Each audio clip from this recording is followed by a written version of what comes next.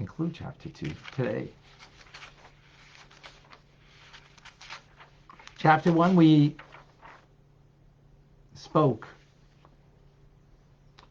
at the end about the soul that comes from Klippa, from a negative source.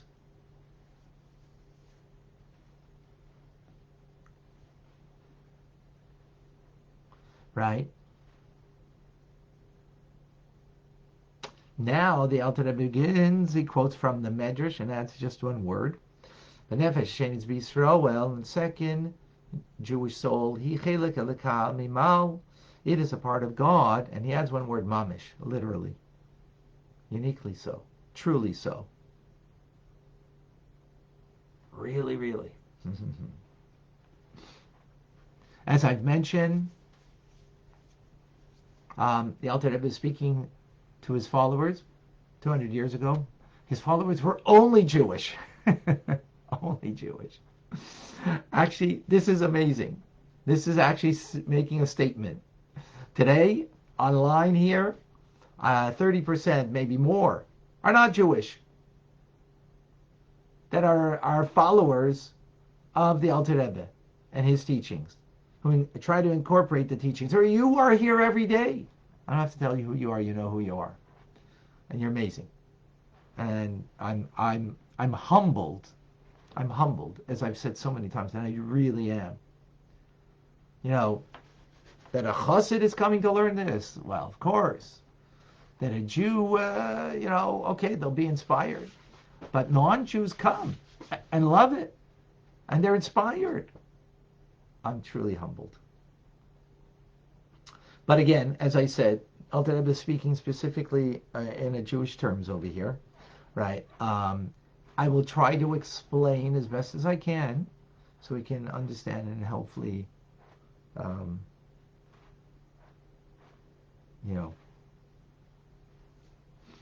there's a universal message nonetheless for everyone. So he explains, how is this a part? What does it mean a part of God? So it says, the verse says, by Adam, the God blew into his nostrils the soul of life.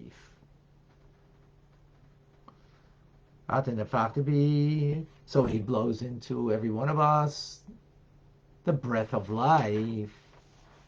And as the Zohar explains, when God, this is a metaphor again, right?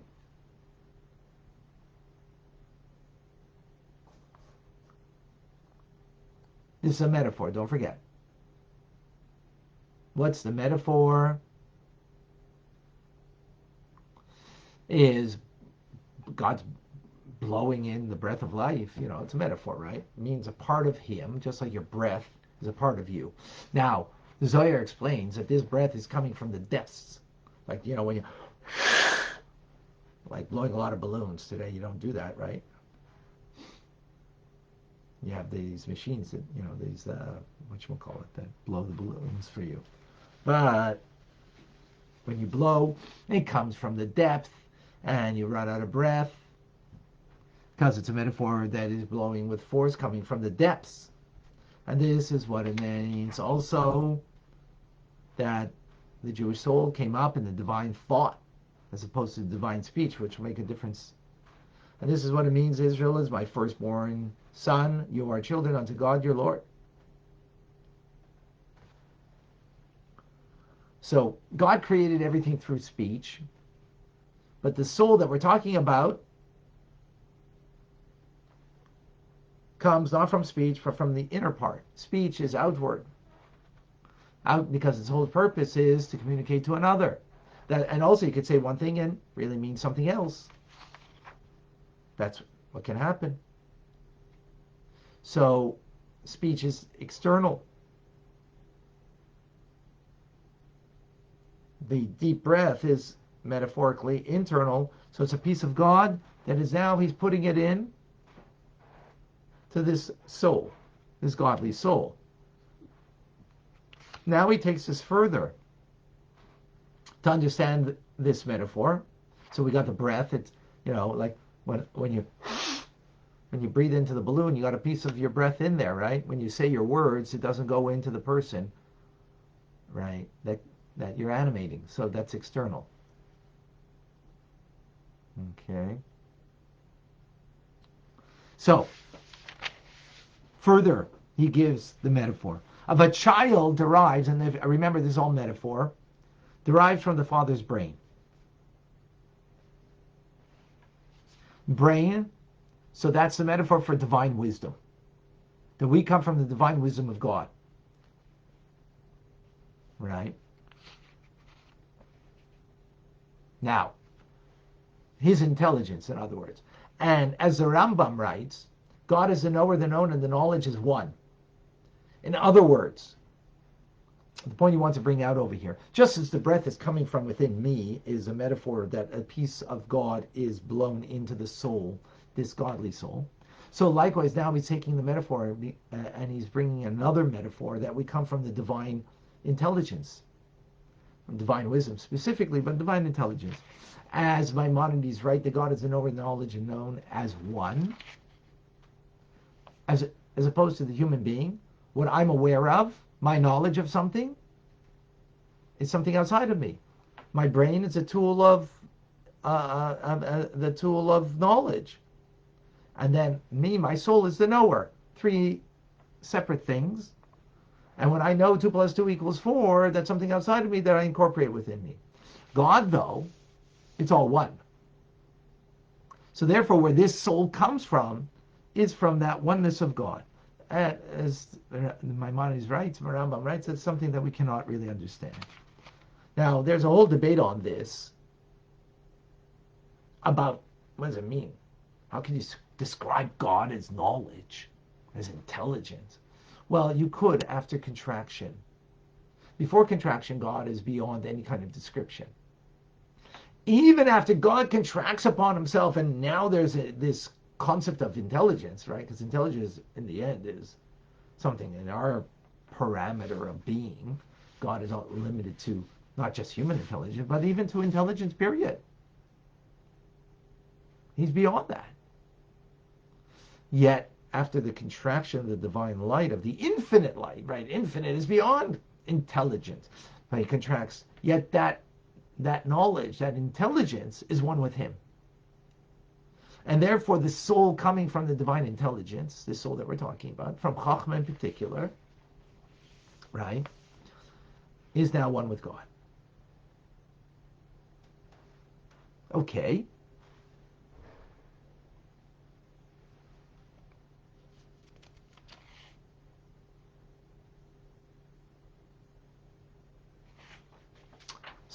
So if that's the case, if this soul that we're talking about, of the Jewish soul, right, which defines the Jew, comes from the divine intelligence, it's one with God, and metaphorically like blowing, and he blew that into us, that's a part of us.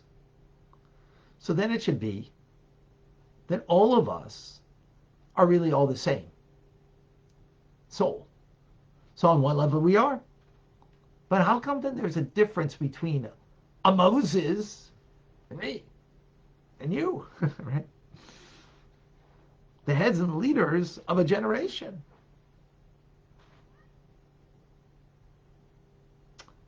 So the Alter Rebbe explains, this is not from Chachma, but as it develops through Bina, and the metaphor is, what's the metaphor? How a child develops in the womb of the mother. The child, again, this is for terms of metaphor, right? The child comes from the seed of the father, right? And in that seed, which is Chachma, divine intelligence, is the entire child. But in the development of that seed, and of course it's fertilizing the egg, but again, for the sake of the metaphor, in development in the womb of the mother, 9 months, what does she take? From that one source that it comes from, it develops into a brain, a head, an arm, a heart, a foot, a toenail. Where does it all come? The same source. But yet there's a distinction between obviously, the brain and a toenail. But that's the development of all of the Jewish souls, that they become one body of souls as this one child, but yet there's distinction. So we become one body of souls of the Jewish people, but there is a distinction between them. Right?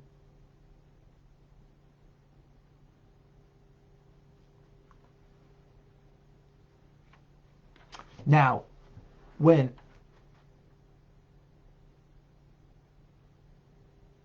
meaning, again, in our source, all coming from the same place. Divine intelligence, Chokhmah. God in his awareness and knowledge and own is all one. So there's a oneness.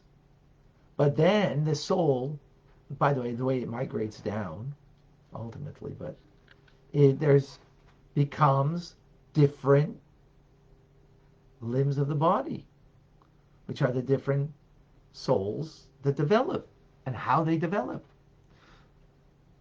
So when that child is now born, it's still bound up to the original seed of the father, the original thought even,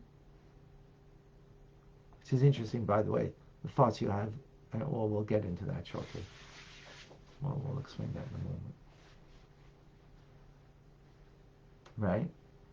So it's that original seed is based on the original thought of the father, because the semen actually comes from the thought process it develops. And so now when that child is born, they're still bound up to the original source where they come from their father. Of course, mother too, but that's where meaning father over here means father in heaven, meaning God, right? As opposed to mother, she is the Shekhinah, the divine presence and the development of the fetus and of the various souls, right? Now, so, and what's bound up? Just the entire being of the child is bound up with the Father, meaning our Father in heaven, God, right? Metaphorically. Now, follow this, very interesting. But how is my finger today bound up with my father, or my father literally, of blessed memory, right? How's my finger bound up? Well, only through my brain, because the brain has awareness of my father. My finger doesn't, right? Takes the Alter Rebbe, the metaphor further. How is the Jew who's a finger of God, of soul, the finger soul, or the foot, right? But not the brain. Who's the brain? Are the righteous of every generation. Those righteous are totally bound up with God in complete awareness, as the brain has awareness. Finger doesn't have awareness. Arm doesn't have awareness. So the finger soul, or the arm soul, or the leg soul, or the toenail soul for that matter, how's it bound up to its source? Through the righteous of the generation. Through the brain of the generation. Just as I am now, even my finger is bound up with my father. How? Through my brain, not through the finger itself. Why does the finger know if it's being bound up? Has no awareness, has no that connection. It's the mind that does, the brain. So the brain of the Jewish people, the sages, the holy ones of the generation, they have that direct connection. And therefore, the souls of any given generation are bound up to God through them. Now it's our own connection, but it is through, the awareness that we have is through them. That's why we need the Alter Rebbe. That's why we need our Rebbe to teach us. Without that, and to be connected to them, because without that, I'm a finger soul. I'm a finger soul.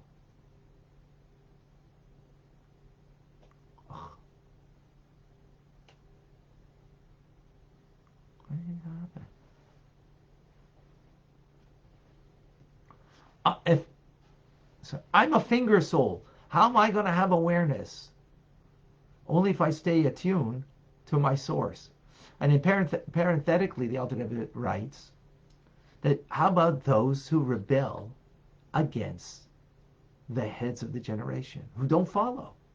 Where they get their life force from? In other words, my life force is coming, my finger, from my brain. That's how I'm getting my life right now. So metaphorically, that means through the holy people of the generation. That's how you get your life force, right? That they get it directly from God and they funnel it to us. So the Rebbe does that. But what if you now go again? That's only if you are connected. If my finger is disconnected, it doesn't get vitality, right? God forbid there's some disconnect and some flow of the blood. Not healthy. So it says the Alter Rebbe that even those who rebel also get their vitality, but they get it from klipa, from negative force. But they still, everything has to come from the brain. Nothing can come outside of the brain, right?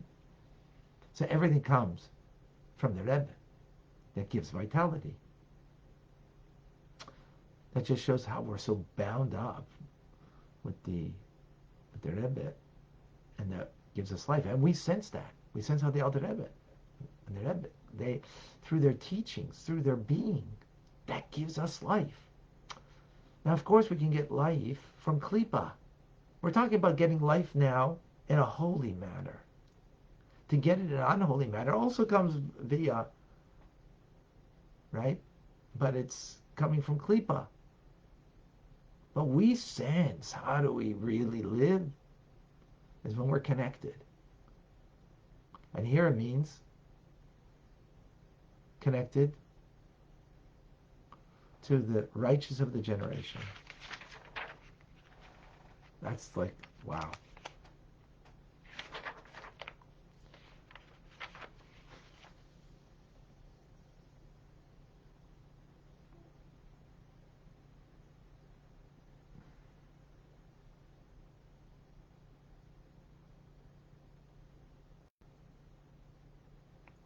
So to clarify further, so what do we say?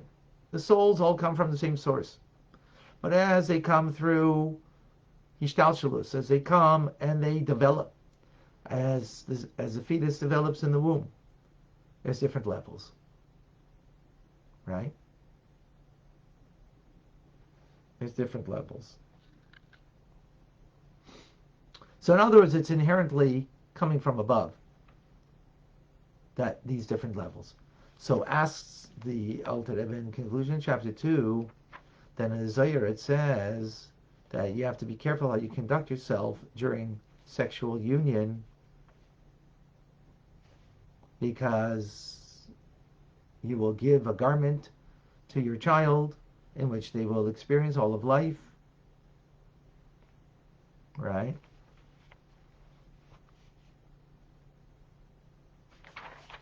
And you have to be careful. So it sounds like it's through relations that you're getting your unique quality of a soul. And we just finished explaining this from above. So it says, concludes the Alter Rebbe that the actual soul itself is only from above. The garment and how you experience, that will come by the influence of your parents and how they act during relations. That's why it's important that you have to be holy and act in a way of through sexual relations in a holy manner, to be sanctified, because the garment that you give will.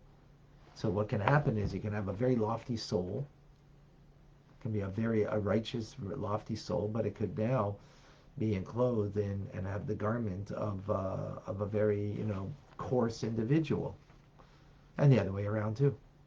It could be the other way. It could be not a lofty soul, but the garment and how it's going to find itself could be a very saintly one because of the sainthood or the relations that the husband and wife had. So let me just explain that briefly, what that means. What that means is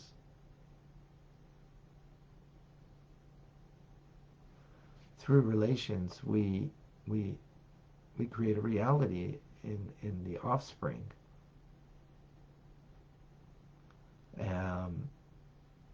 Right, because at the moment of that releasing of seed and everything prior, and then leading to that, the semen is connected to the thoughts of the individual, and it carries it. Therefore, for example, in Halakha it says, if you God forbid a man is thinking about another woman, you're giving your child, right? Should be thinking about how you can actually not receive pleasure, but give pleasure. How you could, even though there's a natural pleasure the man has, but it's about giving it rather than seeking it. More on that another time. It was a very powerful chapter in that, first of all the souls come from the same source. Chachmei Law, we're going to learn more about the quality of that in chapters 18 and 19. But right now the source coming from the divine intelligence, it's one and one with God. And yet, even though we're all sourced in the same place, this Jewish soul, it develops differently as in the fetus of the mother develops the seed into a child, and different parts of the whole makeup of the Jewish people, different souls, all serving a different purpose ultimately, right? And then that child that's born from the fetus, right, meaning the collective whole of the Jewish people.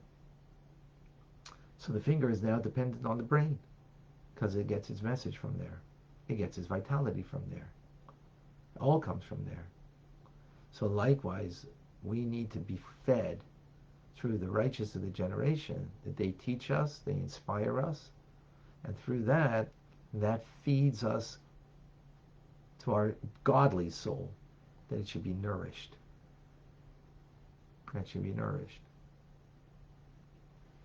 Even though the godly soul itself comes from the same place as from the righteous, from the divine intelligence. So there's no distinction of where it comes from. No difference between one Jew and another Jew in that respect. All come from the same source. But how our soul develops, and therefore what our functionality is. Of course, the function of a finger is different than a foot. The function of the liver is different than the brain. But we all have to come onto the brain for awareness, for vitality, for life, right?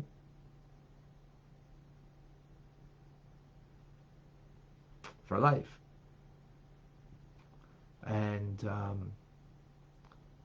this is what's very dear to me, this chapter, bringing out the idea on how much a Rebbe is so real and important to us. Because that gives the connection I have on my own, right? In the seed is all of the limbs of the body. And the limbs as it develops in the fetus, right? But when you come into this world, it's not a fetus anymore, right? What is it? It's a living child. That living child gets that vitality from God. These are the brain that gives vitality to the body.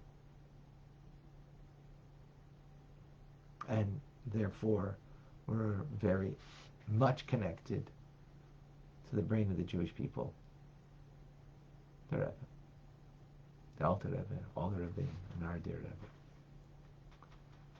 All right, folks. Any questions? I see there were some questions over here. Let me see.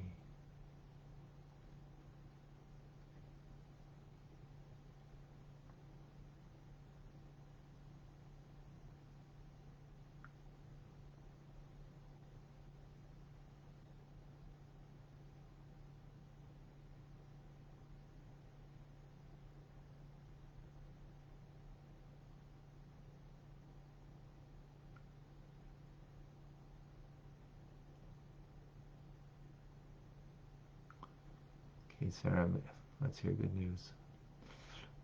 Speedy recovery.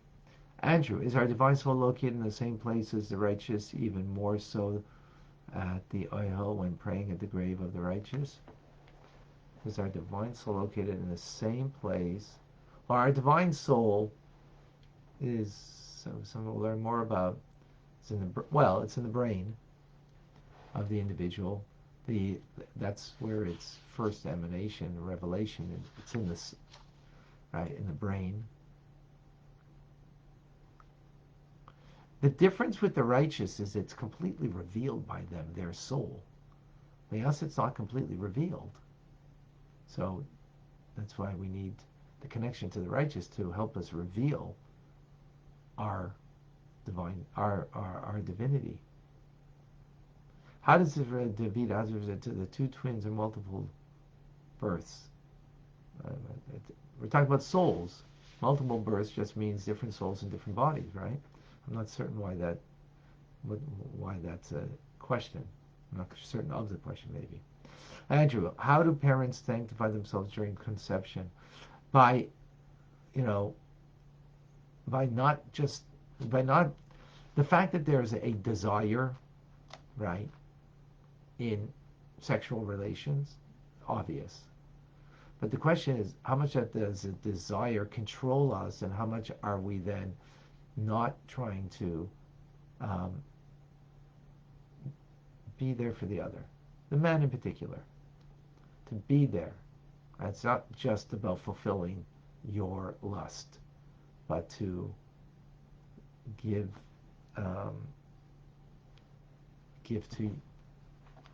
to your spouse,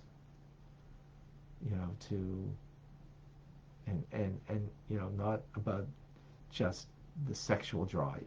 That's the point. God's involved there.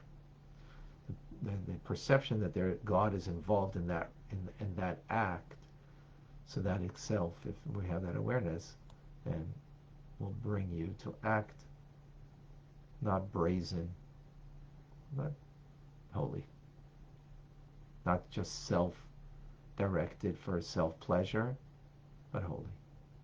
More of that another time. John, Alan, give me a moment. When Hashem blessed Yaakov with the name Israel, did he receive the neshama clauses? Yes. Yes. Very good. Yvonne, connection to the seed from the father is equal for the son and the daughter. Yes. Actually, remember, I'm using this as a metaphor over here. Yeah, so it's equal. There is something actually more that from the father that comes the daughter than the son. Believe it or not, the son comes more from the mother, and the daughter comes more from the father. At another time. But that's not. Remember, we're using this as metaphor, so we have to be careful that we don't lose the fact of the metaphor of it. Okay. Yes, thank you, Yvonne. And that goes to the same DNA. Right, but that doesn't mean they share the same soul, right? Soul is soul. The physical body is physical body. Okay, thank you, Davida.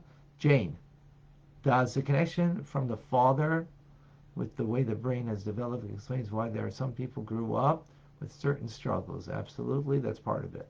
And of course, that's the given, and then there's the nurture. There's the nature, and then there's the nurture that comes as a result. Absolutely. Okay, we have only a brief time left. Alan and Eliana, please share with us. Sure, thank you, Rabbi Pun. Thank you. So in this chapter, I see, there are multiple references to the brain and the child, and um, talking about the brain, which I see also references that come up in the Ramaks and in the Zohar, and Right. it's clear to me that the Alter Rebbe is drawing from older sources here in terms of using this language. Right. But I'm wondering if, like when I read it and trying to take a look at it, I kind of read it as consciousness rather than brain. And, so consciousness wasn't a thing back in the 18th century, so it's like it wasn't a term that was used. But it would be, what do you feel about kind of substituting the term consciousness when we're talking about brain, basically, in the metaphors being used here? Is it appropriate? Is it problematic? That's a good, very good question. Um, it may be indeed appropriate. Um, it may be indeed appropriate. I have to think more about it. It's not. No problem. I didn't mean to put you on the spot. It's No, just something that. no, no. I'm that, no, that, no. It's okay. No, no, no. I'm not. I don't have a problem to be put on the spot. I don't claim to know everything. Um, and or to understand it all. Yes. Um, the brain consciousness is consciousness. Brain is more than just consciousness. Brain sends the signals to the limbs of the body, right? Um, so I think the brain is more than, consciousness is a part of the brain. I don't think it's the entire. I don't think consciousness is more than the brain. Brain is more than consciousness. So I think it would be more appropriate to use it in the terms of brain that includes consciousness. Would that? But here's the question: did the Alter Rebbe understand the concept of consciousness as we do, or not? He might have been able to explain it the best way that he was capable of understanding it in his time. Right. So no, which is wonderful, yeah. Which is what is to be expected. But so. Right. So from our perspective, thinking of the difference between brain and consciousness, well, that's not fair in a certain sense, because the Alter Rebbe didn't have that knowledge that we have, and from the point of view of science, Right. I'm assuming. I don't know. I can't answer that part. That I can't answer. I don't know. I don't know if that was lacking by him or not. I wouldn't. Was that? I'm not. I don't know. Good question. But even if it was lacking, it's not simply a bad thing. I mean, Hashem, Yeah. provides. No. Of course. The movement of science and technology is just like I think it was there. I think he had that because ultimately it does come from a Torah. Uh, in Torah is everything, and so part of everything that's in Torah is this, science that's there. Um, but okay, let me think about it and come back. But I would say he was not lacking that. Thank you so much. Thank you. Eliana. Hey, yeah, just big question, kind of on the maybe on a instead of the individual scale, kind of the global thing. If we are all part of, a hand or various parts of the body, is this world that we're living in now a type of gestation of, a communal gestation, and then when Mashiach comes, we're, in a sense, kind of born into the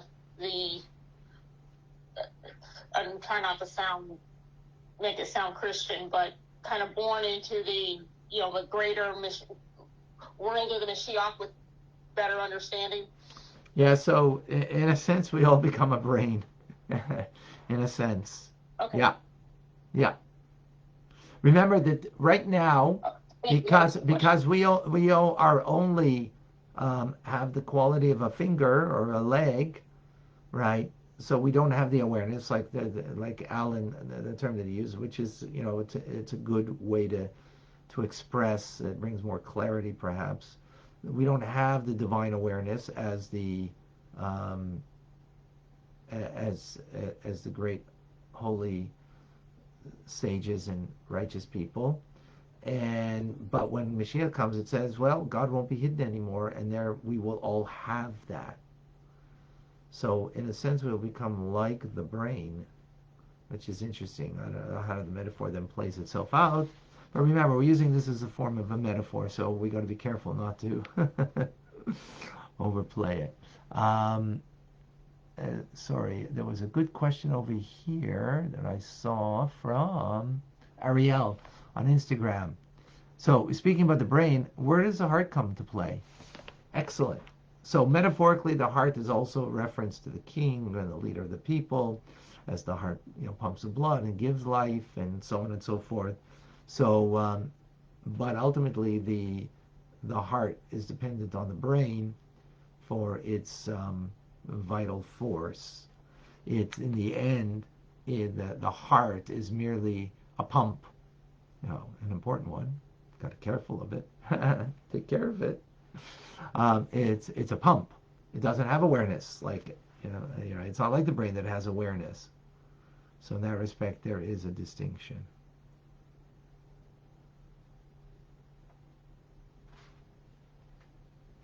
Okay.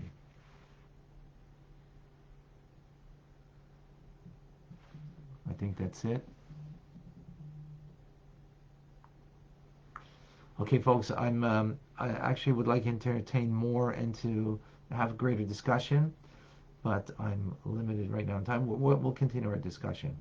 I'm Rabbi Ronnie Fine, coming to you from Chabad Zich and Kadesh in Montreal, Canada. It's a privilege and a pleasure to share with you, Tanya. There will not be TRC or the class tonight because I have a wedding.